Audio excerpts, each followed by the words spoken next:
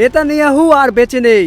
ইরানের হামলায় পরিবারসহ তিনি মারা গিয়েছেন। তার মৃত্যুর খবর ধামাচাপা দিতেই ইসরায়েল কিছু বিতর্কিত ভিডিও প্রকাশ করছে। এমন সংবাদ চারদিকে বাতাসের বেগে ছড়িয়ে গিয়েছে। বিশ্ব রাজনীতির কেন্দ্রবিন্দুতে এখন নেতানিয়াহুর মৃত্যু গুঞ্জন। মুসলিম বিশ্বের সবচেয়ে ঘৃণিত ব্যক্তি এই নেতানিয়াহু, তাই তার মৃত্যুর খবর নিয়ে চলছে নানান আলোচনা। আলোচনা হওয়াটাই কি স্বাভাবিক নয়? তার মৃত্যু গুঞ্জনের পর ইরান যুদ্ধের সর্বশেষ সংবাদ সম্মেলনে কেন তাকে দেখা যায়নি? সম্প্রতি ভাইরাল হওয়া নেতানিয়াহুর ব্রিফিং করার এক ভিডিওতে দেখা যায় তার হাতে 6টি আঙ্গুল, এবং এ নিয়ে শুরু হয় নানান বিতর্ক। গত রাতে কফি শপের একটি ভিডিও নতুন করে ভাইরাল হয়েছে। এ নিয়ে চলছে নতুন বিতর্ক।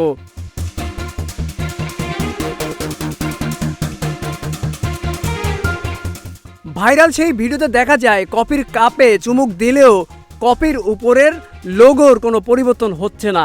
এছাড়া টেবিল থেকে কফির কাপ তুলে নেওয়ার সময় ঝাঁকুনিতে কিছুটা কফি পড়ে যাওয়ার কথা থাকলেও তা হয়নি।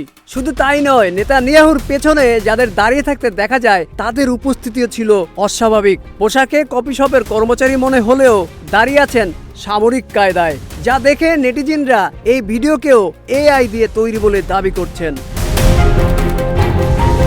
একটা গুঞ্জন চারদিকে নির্দেশ করে ইরানের হামলার পর থেকে নেতানিয়াহুর ছেলে ইয়ার নেতানিয়াহুকে 9 মার্চ থেকে অনলাইনে দেখা যাচ্ছে না, অথচ তিনি সবসময় অনলাইনে বেশ অ্যাক্টিভ থাকতেন। সেই সাথে নেতানিয়াহুকে তার আগের অবস্থানে দেখা যাচ্ছে না। গত 12ই মার্চ মার্কিন অর্থমন্ত্রী স্কট বেসন একটি লাইভ টেলিভিশন সাক্ষাৎকারে ট্রাম্পের ফোন পেয়ে অনুষ্ঠান ছেড়ে চলে যায়। অনেকে বলছেন ট্রাম্প নাকি নেতানিয়াহুর মৃত্যু সংবাদ দিতেই তাকে তড়িঘড়ি করে ডেকে নিয়ে গিয়েছিল। মানুষ এখন দুয়ে দুয়ে 4 মিলাচ্ছে।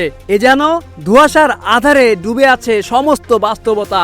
মুসলিম বিশ্বের সাধারণ মানুষ বলছে এই শয়তানের বিদায় কেবল দুনিয়াতে শান্তি ফিরিয়ে দিতে পারে, সেই সাথে নিশ্চিহ্ন হতে হবে দখলদার ইসরায়েল নামক দেশটির। এই দুই সমস্যার সমাধানের জন্য পৃথিবীকে একই পথে হাঁটতে হবে। নেতানিয়াহু বেঁচে আছে কি বেঁচে নেই সেই বিতর্ক এখন সবচেয়ে চরমে। তবে ঈদের আনন্দ তখনই পূর্ণতা পাবে যদি এই মৃত্যু গুঞ্জন সত্যি বলে প্রমাণিত হয়। Aminul Islam, news flash 71।